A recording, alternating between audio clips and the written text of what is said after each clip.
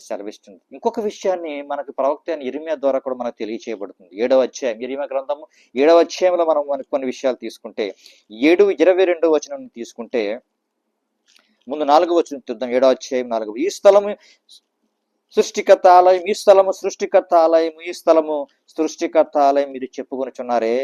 ఈ మోసకరమైన మాటలు ఆధారము చేసుకుని, ఇది దేవుని ఆలయం, దేవుని ఆలయం, దేవుని ఆలయం మీరు అందరూ అనుకుంటున్నారు కదా. మోసకరమైన మాటలను ఆధారంగా చేసుకోవద్దు దయచేసి అని ఇర్మియా ప్రవక్త ద్వారా సర్వోన్నతుడైన సృష్టికర్త మాట్లాడుతున్నాడు.